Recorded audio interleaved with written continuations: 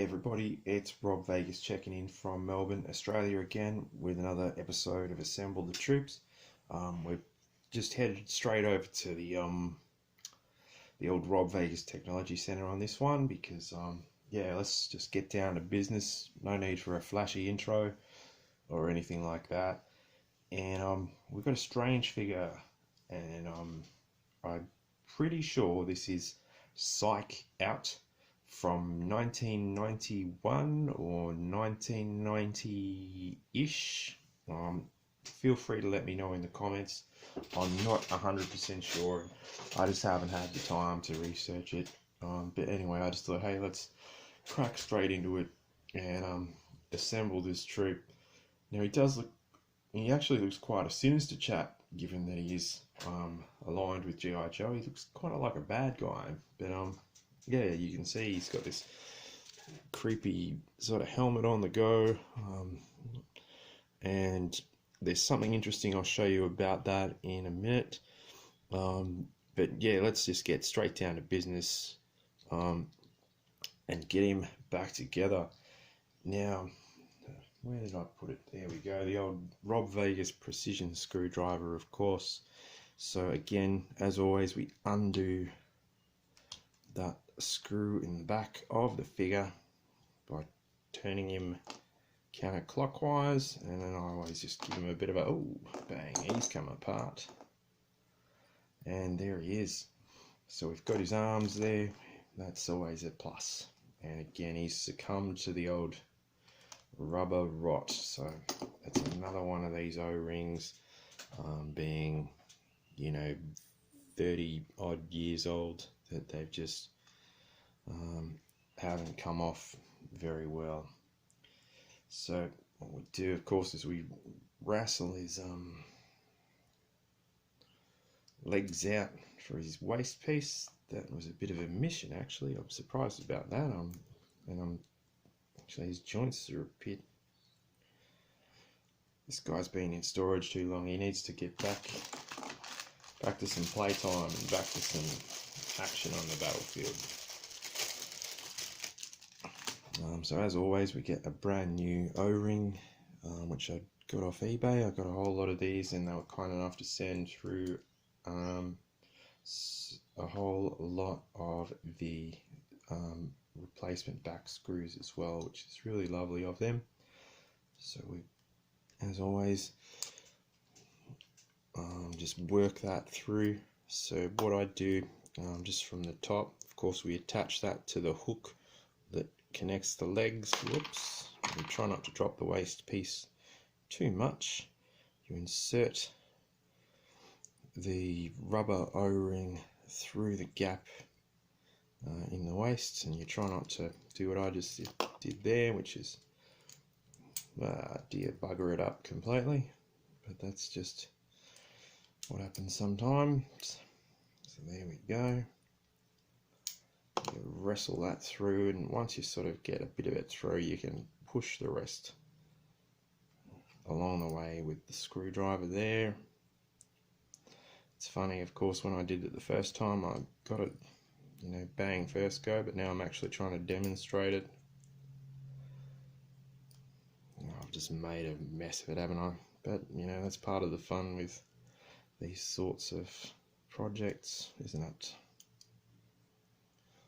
There we go.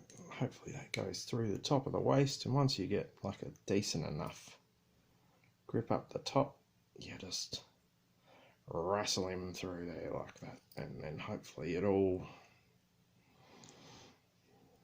Tell you what, I'm just going to do it, and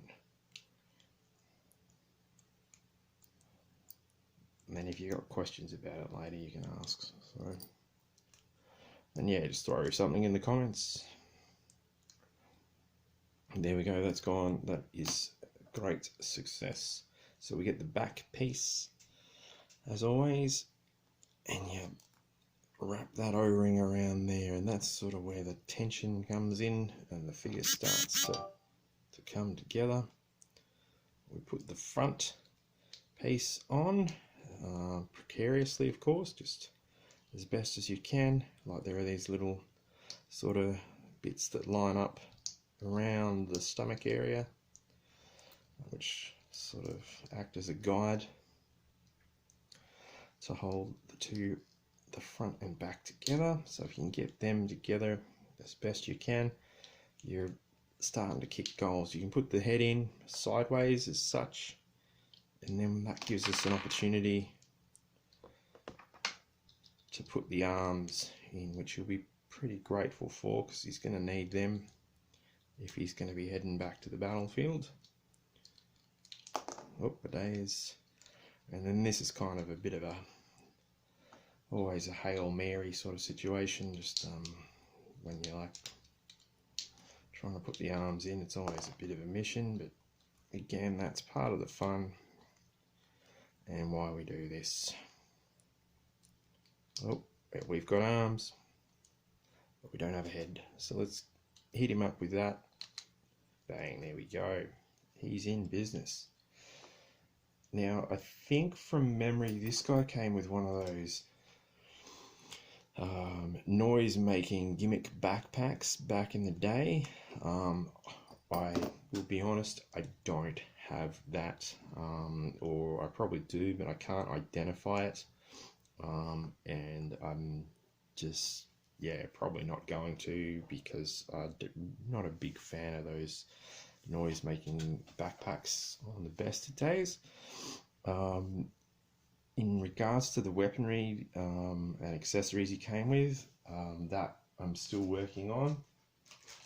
But something he did come with, and this is like probably the world's #1 most lost G.I. Joe thing. He came with this little headset, and of course this just clips onto the side of his helmet as such. So there's 2 little posts there that clips on, and there you go. He's rolling with this pretty cool headset, so he can make communications or whatever, and perhaps use the sounds from his crazy noise-making backpack. I'm not 100% sure, but that bit, like, if there's one thing that someone's going to lose, like within 5 minutes of unboxing the figure, that's got to be it. But there we go. We have managed to assemble this troop. So it's Psyche Out, and early 90s version. Like, he looks a bit sinister though, but yeah, he's a cool figure and a nice simple outfit. But yeah, keep an eye out for that headset thing. Like, that is, like, you're gonna lose that, like, seriously, you know. And I'm amazed I haven't, given everything. But there we go. He's ready for action.